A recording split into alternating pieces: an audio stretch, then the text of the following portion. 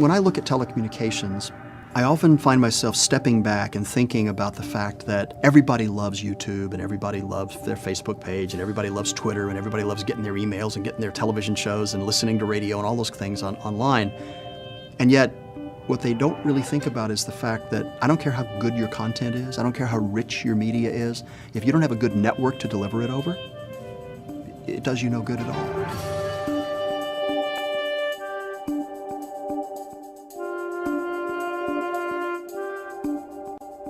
Traditionally, the network dictated what customers could have.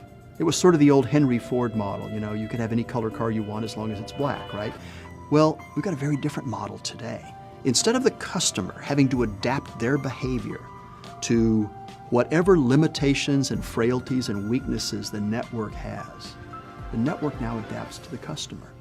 The intelligence that's in the device that the customer uses, whether it's a desk phone or a mobile phone or an iPad or whatever it is, a device that has the ability to make decisions about content and so on, that, working with the functionality of the network, causes the network to say, okay, I know what you want, I know what you need, and I'm going to give it to you. Instead of, this is what I've got, this is what you're going to get. Now, in effect, what we're watching happen is we're seeing the power shift out to the customer. For the first time in history, the customer's in charge. And this is a really different model because suddenly what we're finding is that the service providers are having to change the way they do business. They're having to modify the way they interact with the customer. And it's not a bad thing, it's an evolutionary thing, but it's a fundamentally important thing because we've never done this before. Suddenly somebody else is saying, no, you don't understand. What I want is this. And oh, by the way, this time, if you don't have it, I can go somewhere else. There's a lot of competition out there. Well, what we see is a communication world where you have to partner. Any company, service provider, media company, they've got to find the partner that can engage, that can communicate and connect even better than they can do by themselves. We've never had that kind of a relationship before, and we've never seen the network step up the way it is now, nor have we ever seen the telephone companies playing such a visionary role as they're playing today. And they're all jockeying for position to play it well because they know they're going to get one chance at this, and being the entity in the middle, it's the best place they could ever be. We found a group of women in one part of the world where education to young girls ends at essentially 4th grade. And as a consequence, their ability to find jobs is severely limited because most of them can't read.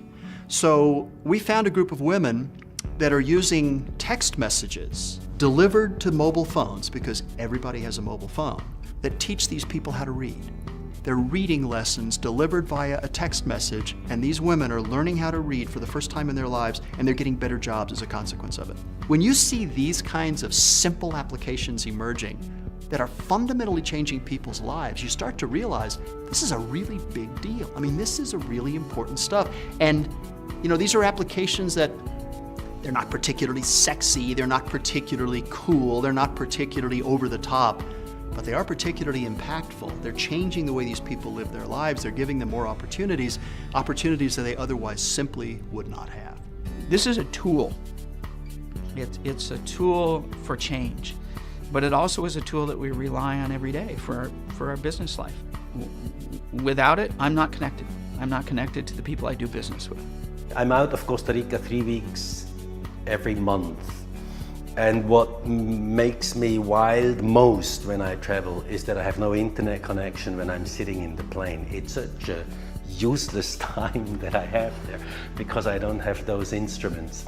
We are lucky somehow that we are opening the market now, because these new providers will not only provide voice, they will provide data services, they will provide internet access.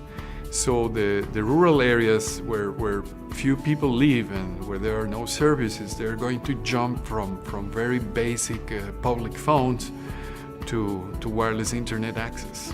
It's no longer enough to just look at telecom. What we're finding is that telecommunications is this tremendous enrichment thing. It's this factor that gives us the ability to catalyze new services, to create hope in the developing world, to generate revenue, to create competitive advantage, to deliver education and healthcare in ways we've never been able to do before.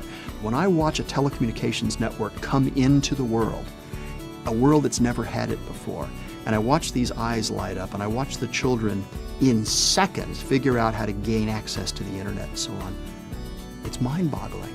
And yet, it's what we do. It's what this industry is all about.